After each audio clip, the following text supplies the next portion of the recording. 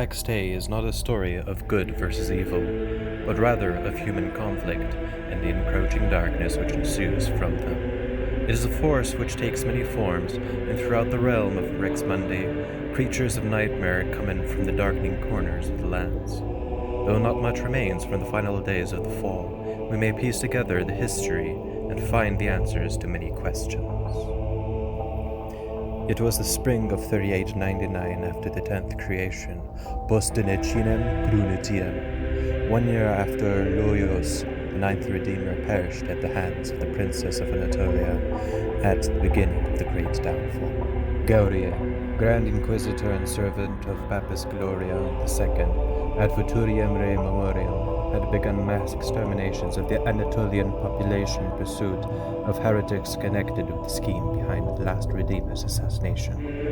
Families' homes were put to the torch, fortresses were torn down, and entire populations were burned at the stake. The indiscriminate killing had begun in vengeance for the death of Luios, our last Redeemer. Who were these so-called heretics? How did this set of events conspire from the death of the last Redeemer? And who were the Inquisition? Since the days of degradation, to us little had remained. The majority of sources which survived 100 years after these events are not clear, and are mostly influenced by the Inquisition. Then there are a few texts.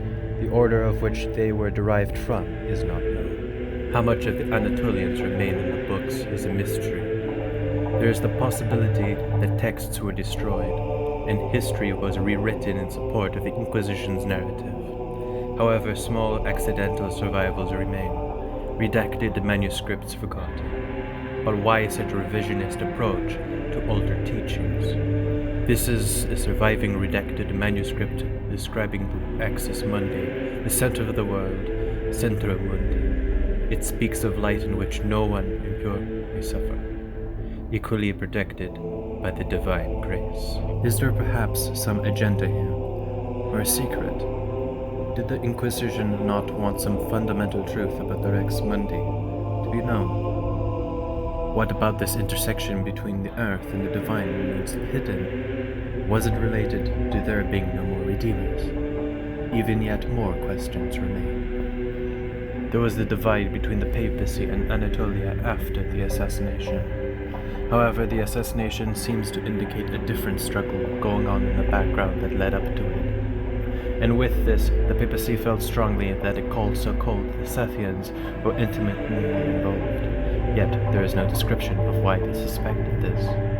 Were the Scythians involved with a plot to assassinate the last Redeemer, or perhaps they were a scapegoat to justify the destruction of an entire kingdom?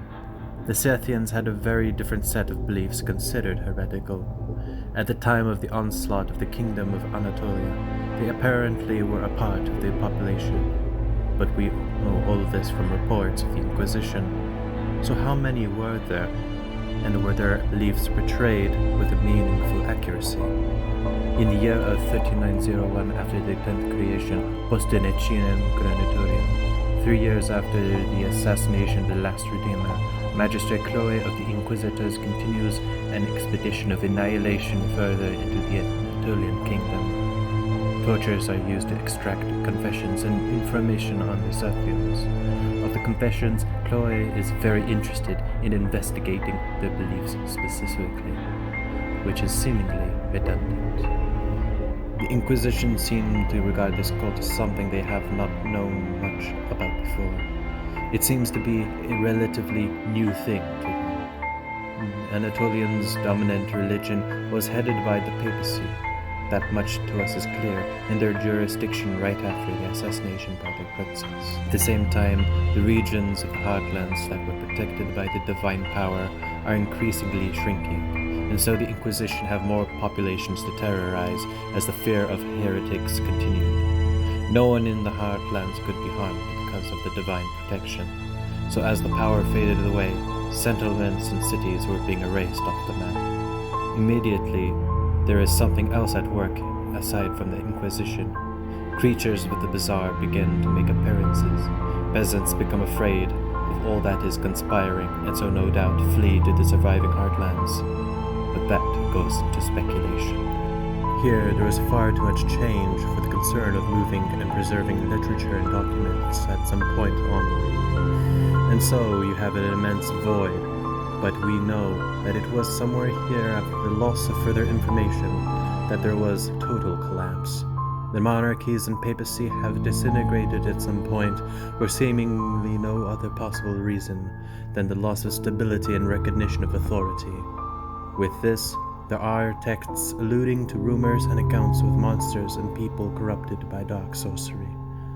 By the late 40th century, what mostly comes in the way of information are legends and folktale. In terms of what caused the Great Fall, there was a great deal of human factor put into it, but towards the end, something else came along and dissolved everything else. How that came about remains a mystery. Hello, this is Pax Pi, and yes, I'm the divine Pi on the internet. The Pax Dei Discord community is a great place to hang out, discuss lore, and video game mechanics in the upcoming MMO sandbox. So do tag along and meet fellow adventurers, and don't forget to eat pie with your friends.